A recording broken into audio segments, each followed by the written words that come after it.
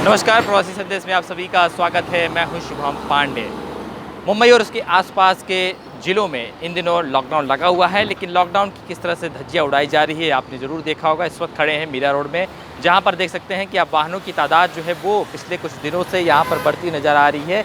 लोग बेवजह सड़कों पर घूम रहे हैं और एक सीट पर 2 लोगों को बैठने की अनुमति दी गई है, लेकिन 4-4 लोग बैठ के जा रहे हैं। रिक्शे में लोग डबल हो गए हैं और जिस तरीके से सड़कों पर जो वाहनों की तादाद है वो अब ज़्यादा बढ़ते हुए दिखाई दे रही है। लोग 2 पहियों का इस्तेमाल ज़्यादा कर रहे हैं, उसके अलावा जो 4 पहिया वाहन है उसका भी इस्तेमाल कर रहे हैं। कुल मिलाकर कहा जाए कि लॉकडाउन की धज्जियाँ यहाँ पर लोगों के द्वारा जो मुंबईकर हैं उनके द्वारा उड़ाई जा रही है।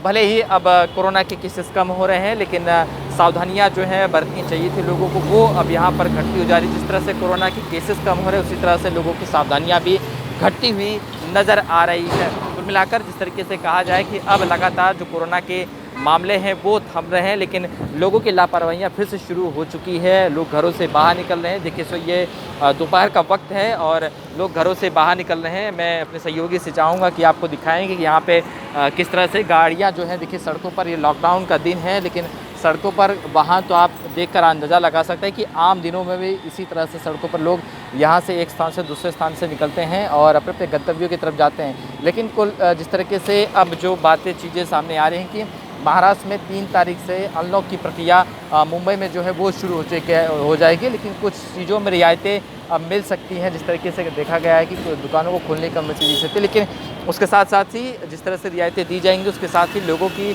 लापरवाहियाँ हैं वो बरतनी जो है वो शुरू हो जाएंगी, क्योंकि लोग लापरवाहियाँ बहुत बरतते हैं, सावधानी नहीं हटती। इस वजह से कोरोना के मामले बढ़े थे, इस वजह से लॉकडाउन लगा था।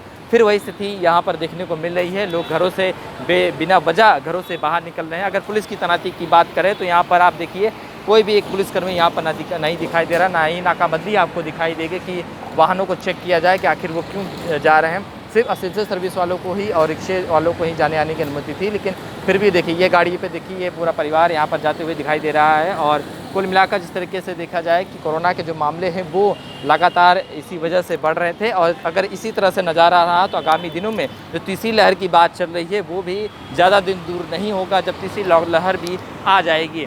कुल मिलाकर लोगों की सावधानियाँ, लोगों की लापरवाहियाँ, सावधानियाँ तो नहीं कहेंगे लेकिन लोगों की लापरवाहियाँ वो बढ़ती जा रही है। इस वजह से मुंबई में लॉकडाउन लगा है। कोरोना के केसेस, मामले लगातार बढ़ रहे थे।